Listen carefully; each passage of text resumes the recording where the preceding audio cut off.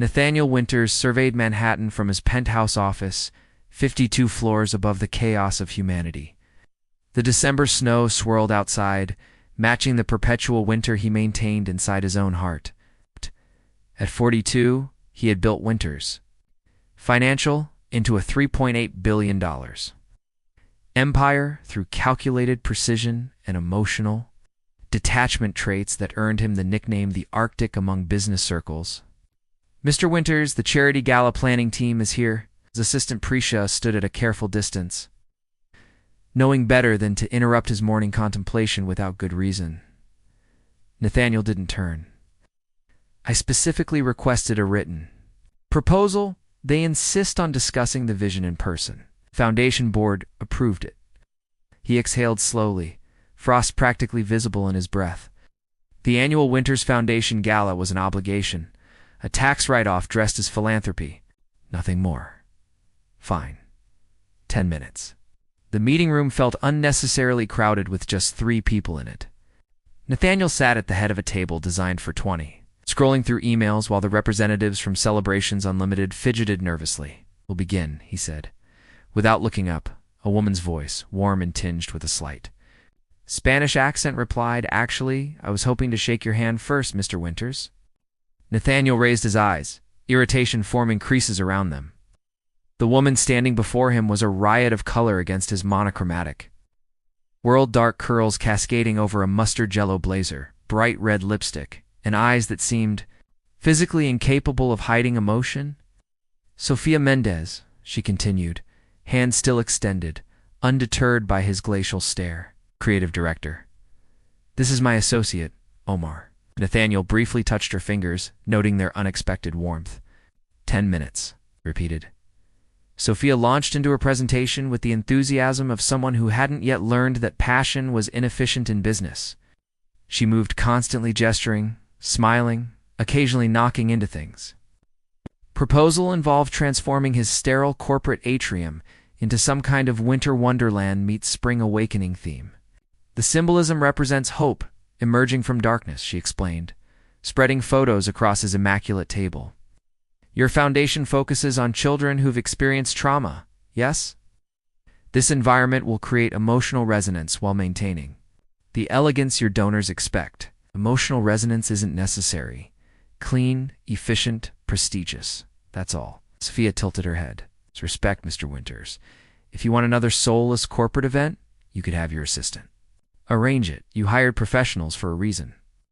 The room temperature seemed to drop 10 degrees. Omar visibly winced.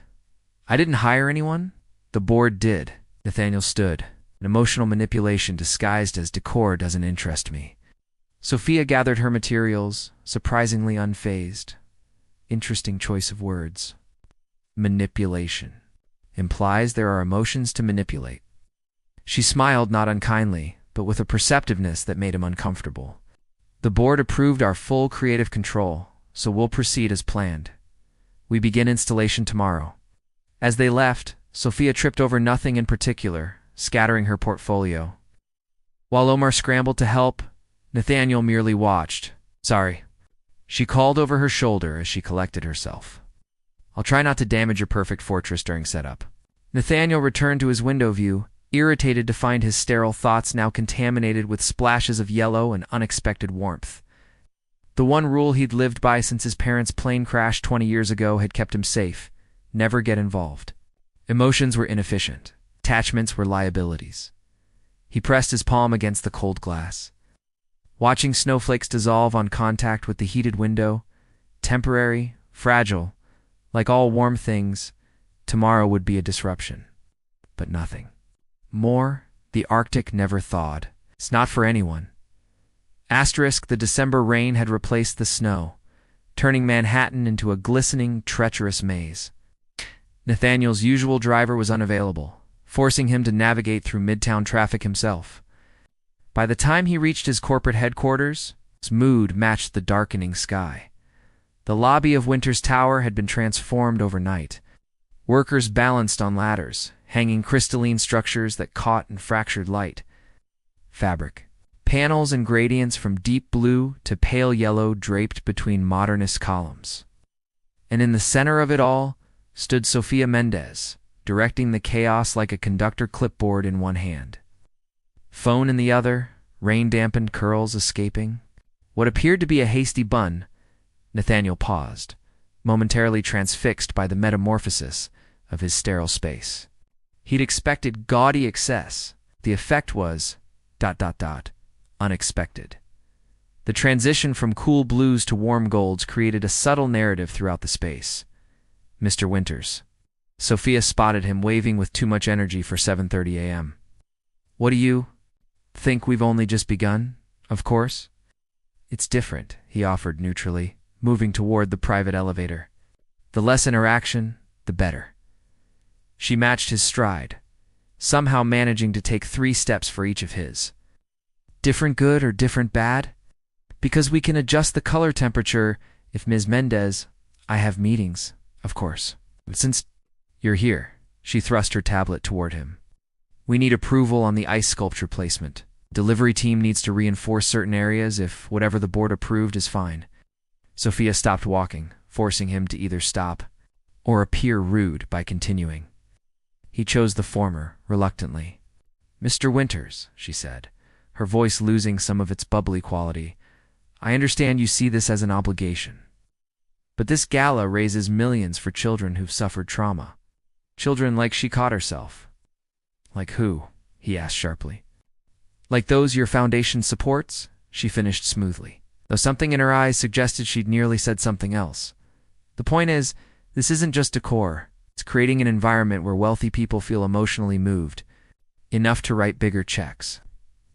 Rain drummed against the glass facade, filling the silence between them. Fine, show me the plans. He gestured toward a nearby bench.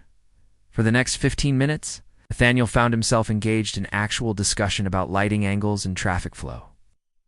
Sophia's artistic vision was undergirded by surprising analytical precision each choice, supported by psychology and practical logistics. You're not what I expected, he admitted as they concluded.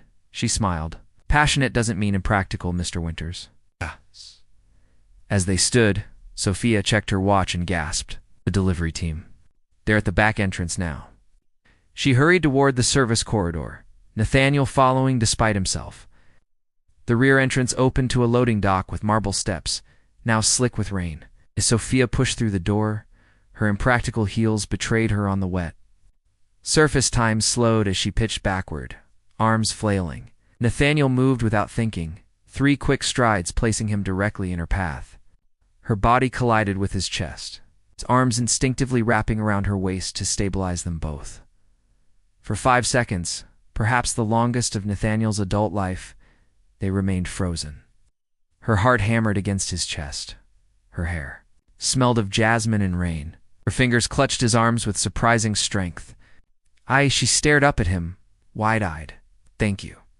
That would have been a hospital trip for sure. Nathaniel became acutely aware of his hands on her waist, of her body pressed against his. He set her upright and stepped back with mechanical precision.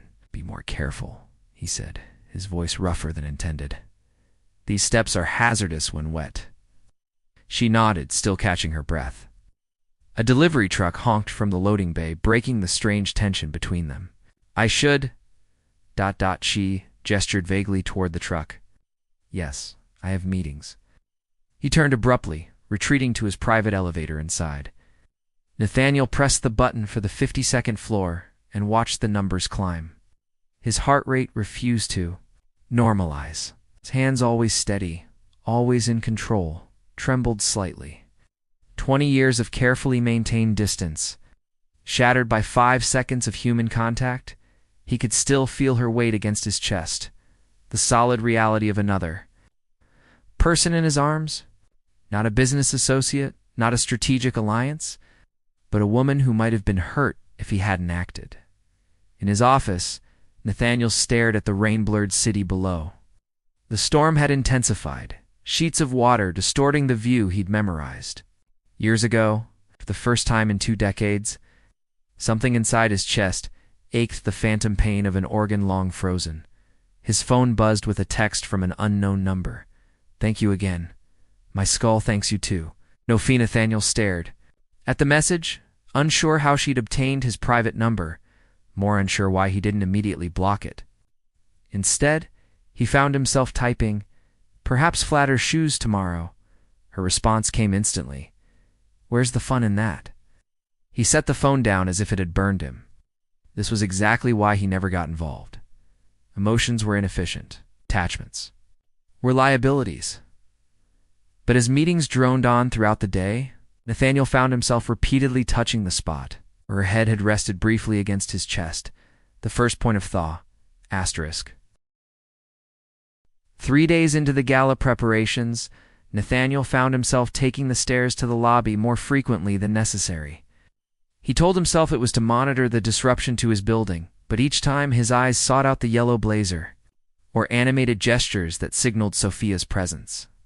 This morning, he spotted her balancing precariously on a ladder, directing the adjustment of a massive crystal installation.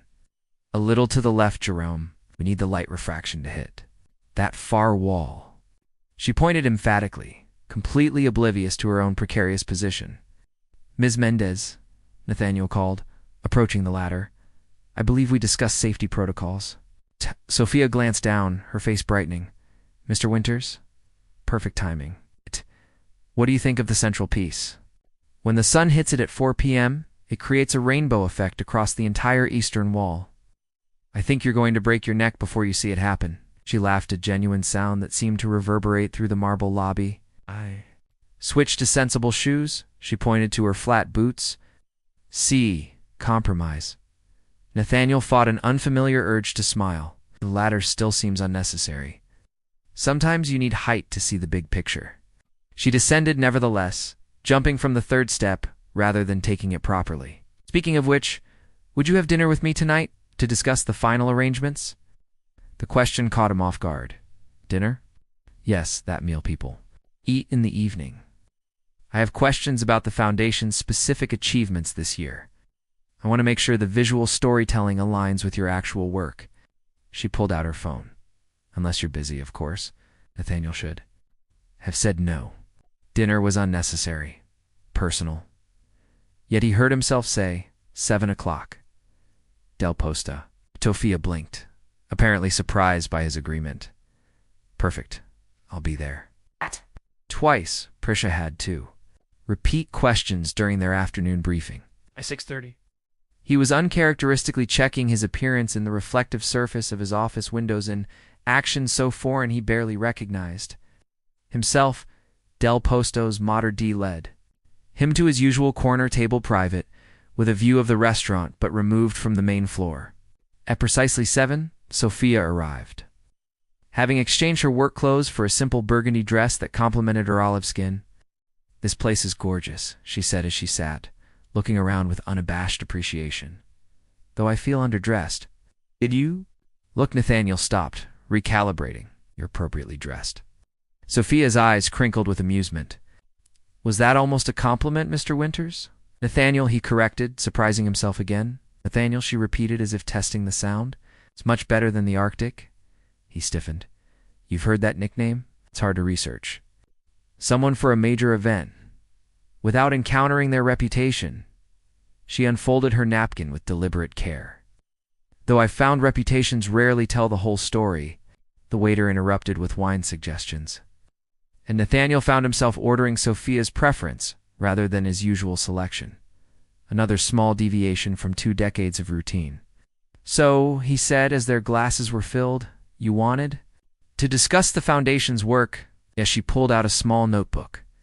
"The invitation mentions trauma-informed care for children who've experienced loss, but the website is vague about specific programs." Something in her tone made Nathaniel study her more carefully. "The Foundation funds therapeutic interventions, educational support, and transitional housing for children who've lost parents to accidents or violence." "Children like you were," she said quietly. The wineglass paused halfway to his lips. "You researched me personally. As I said, it's part of my job."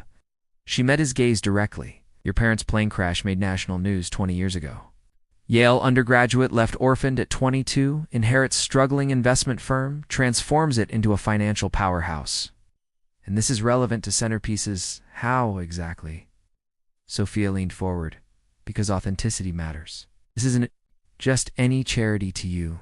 You built it from your own experience. It's a tax write-off, he said reflexively. Is it? Then why does the foundation specifically help children through arts therapy programs when your company profile shows zero interest in arts?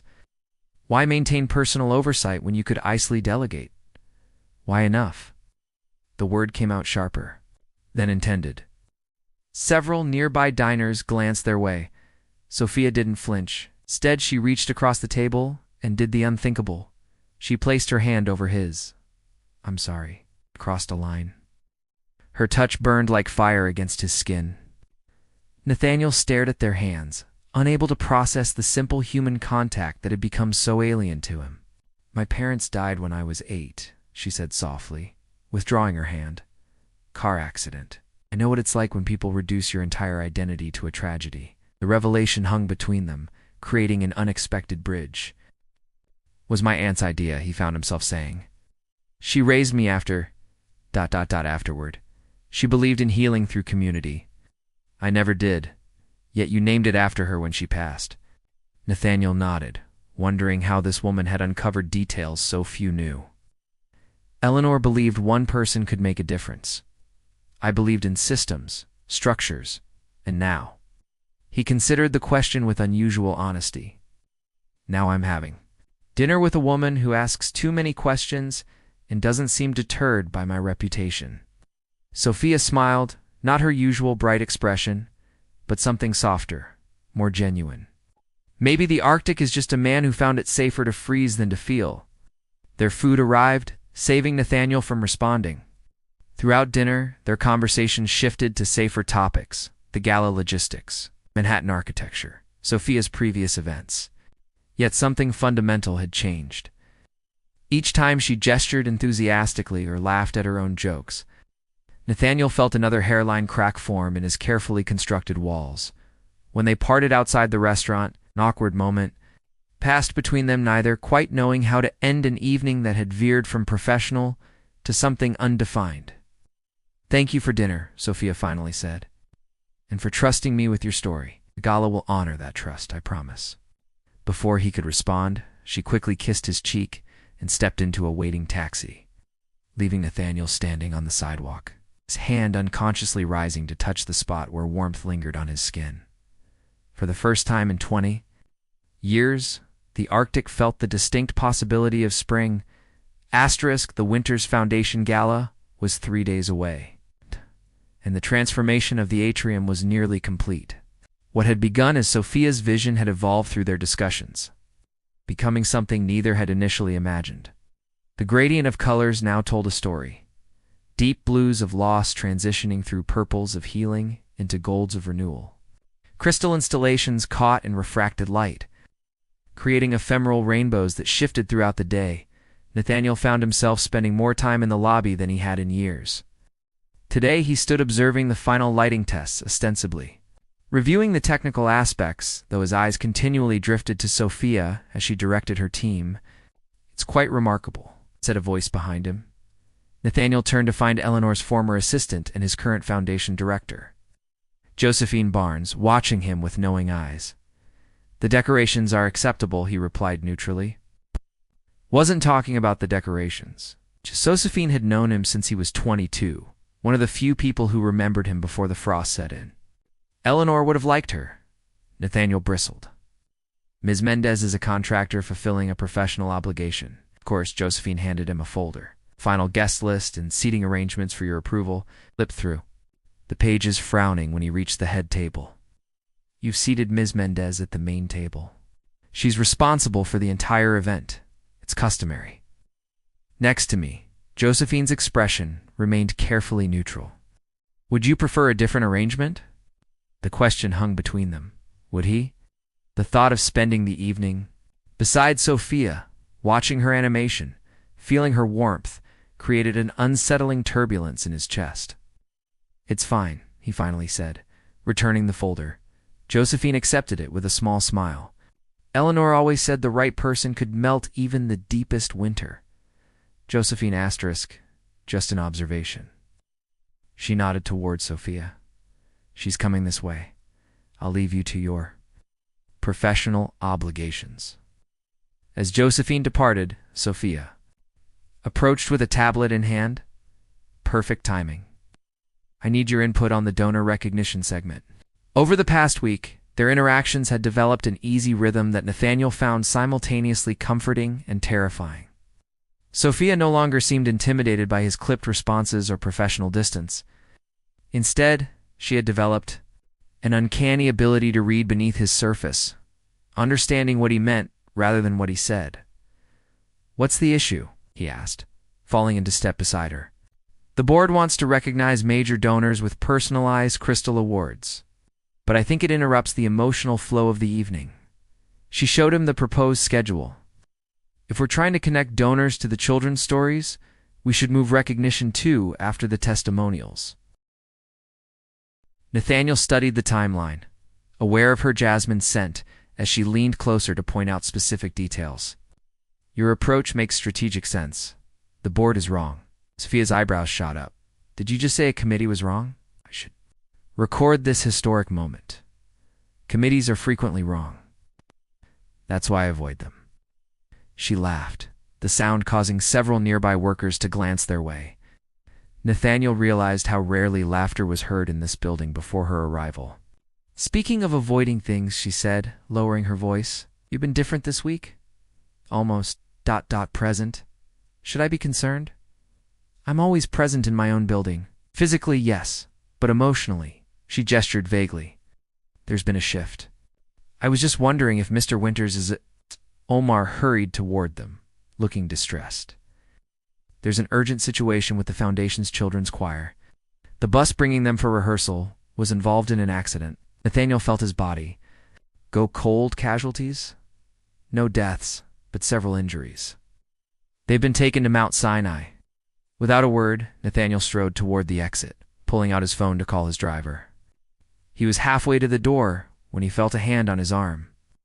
"I'm coming with you," Sophia said firmly. "This isn't your concern. Those children are part of my event. You shouldn't be alone." "I'm always alone," he replied automatically.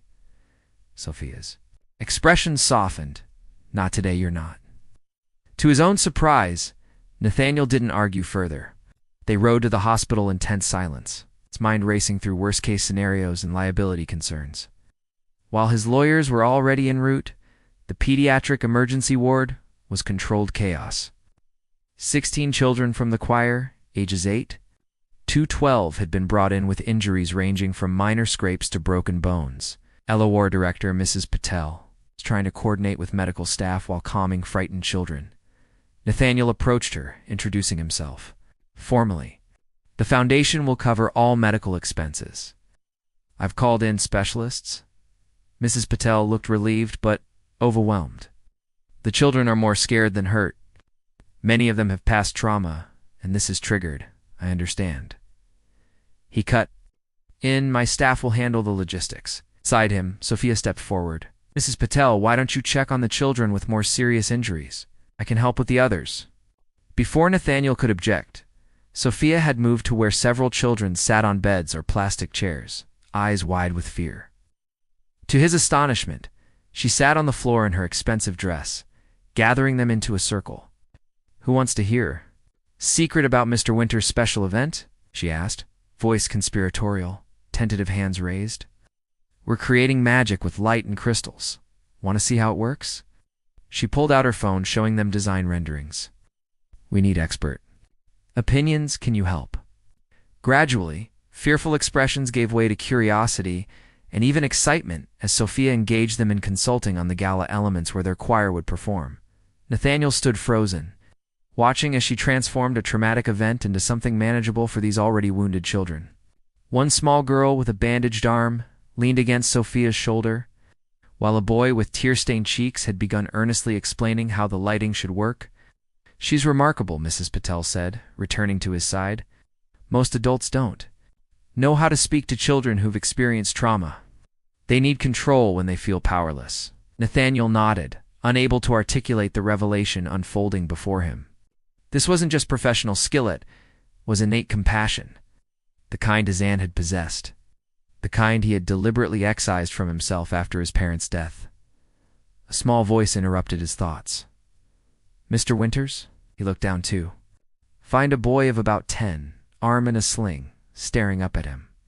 "Are you really the man who built the big tower?" Nathaniel nodded stiffly. "Yes." "Miss Sophia said you made a special place for kids like us. Is that true?" The question pierced through.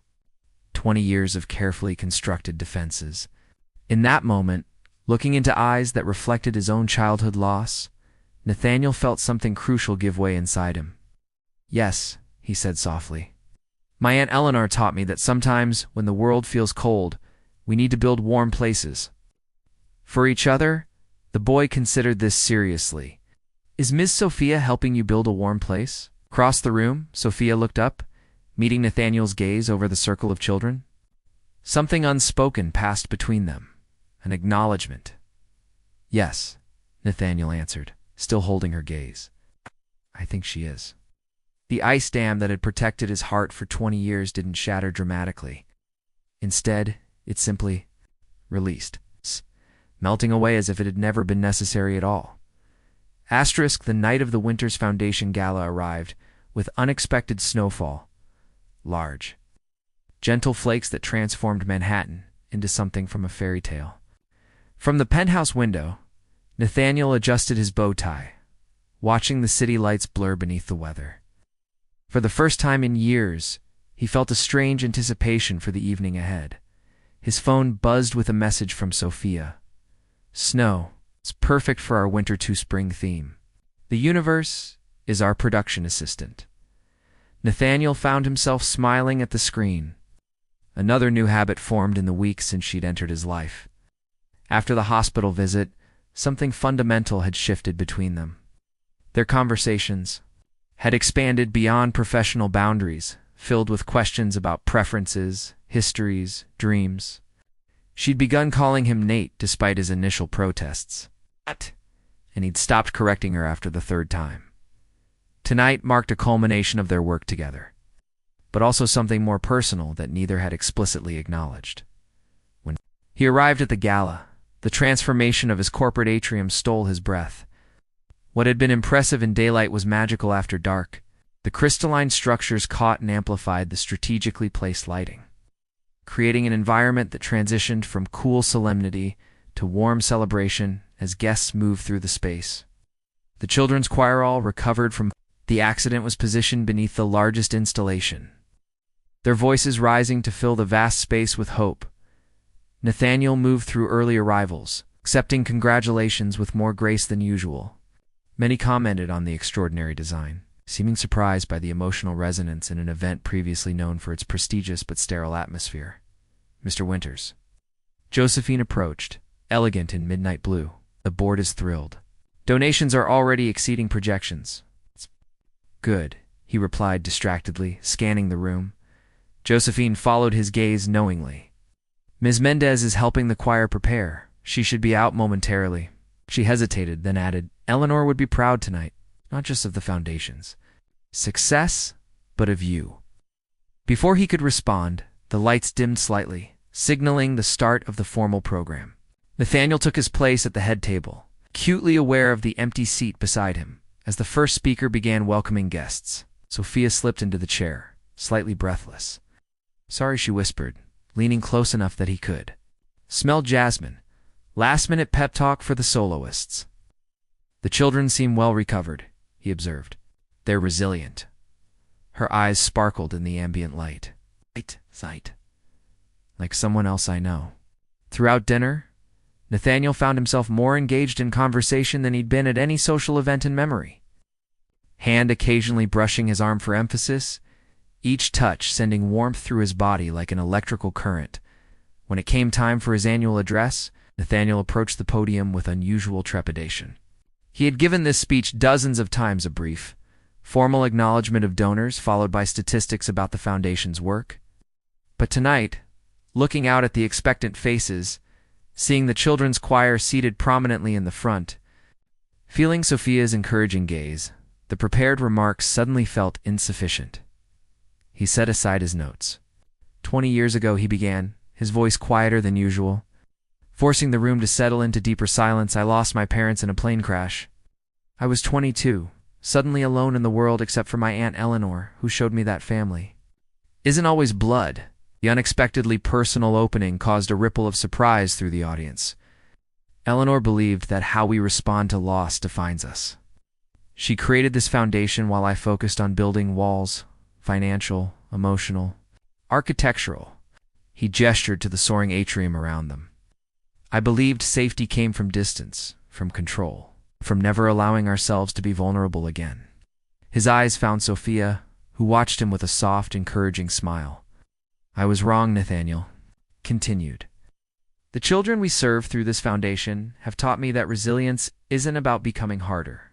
It's about learning to remain open despite knowing how much it can hurt. It's about catching someone when they fall, even when you're afraid of falling yourself. Throughout the atrium, he could see people leaning forward, engaged in a way they'd never been during his previous speeches. Tonight, as you consider your contributions, I ask you to look around at this environment we've created. Notice how we begin in winter, in the blues of loss and grief, but gradually move toward spring, toward renewal. Decorative. It's the story of every child in our programs. It's my story. Perhaps it's yours too. He paused, gathering his courage for words he never thought he'd speak publicly. For 20 years, I've been called the Arctic, a nickname I cultivated and embraced. But standing here tonight, I realize spring has finally arrived. That thaw too many people. To the brave children in our programs who show me daily what courage truly means. To my Aunt Eleanor, whose compassion lives on in this foundation's work. To all of you who support our mission year after year, his gaze returned to Sophia, whose eyes now glistened with unshed tears, and to one person in particular who caught me when I was falling even though I didn't know it. Who taught me that vulnerability isn't weakness, it's our greatest strength. Yes. He concluded his speech. The room erupted in applause, far more enthusiastic than the polite acknowledgement he usually received. The children's choir began their performance, their clear voices singing about new beginnings and hope reborn. Returning to his seat, Nathaniel found Sophia wiping her eyes discreetly. "That wasn't your usual speech," she whispered. "Wasn't my usual self," he replied simply. The remainder of the evening passed in a whirlwind of presentations, performances, and record-breaking donations. As the gala concluded, guests lingered longer than in previous years, seemingly reluctant to leave the atmosphere of transformation. When the last donors finally departed, Nathaniel found Sophia standing beneath the central crystal installation. Snowflakes continued to fall outside the glass walls, visible through the atrium's soaring windows. "Congratulations," he said, approaching her. "You've created something extraordinary." She turned, her face illuminated by the gentle play of light. "We created it together." "You weren't just a client, Nate. You were a collaborator." "Is that all I was?" he asked quietly. Sophia studied him for a long moment. "No, I think you know that." They stood in silence, the empty atrium around them still humming with emotional resonance from the evening. "The installation comes down tomorrow," she finally said. "Everything returns to normal. Normal." The word felt foreign now, impossible. And then I move on to my next event. That's how this works. She attempted a smile that didn't reach her eyes. Unless, unless you need an in-house event coordinator. The Winters Foundation does host multiple functions annually. Nathaniel stepped closer, close enough to see the hopeful vulnerability in her expression. "I don't need an event coordinator." Her face fell slightly. "I need you," he continued. "Not for galas or functions or professional obligations. Just you, Sophia, the woman who somehow knew how to thaw 20 years of winter. Are you offering me a job, Mr. Winters?" she asked, her voice teasing despite the emotion in her eyes. "I'm offering you my heart." He took her hand, marveling at how natural the gesture felt now. "It's not much rather unused, I'm afraid. But it's yours, if you want it." Sophia moved closer, eliminating the remaining space between them. "I've wanted it since you caught me." "On those stairs, I thought I was catching you," Nathaniel said softly. "But you were catching me all along." When their lips finally met, the last remnants of the Arctic melted away completely. Behind them, the crystalline installation caught the first light of dawn breaking through the snow clouds winter, giving way to an unexpected, beautiful spring. Throughout the empty atrium, light scattered in rainbow patterns across walls that had once been sterile and cold, now forever changed by the woman who had taught a man who never cared how to love again.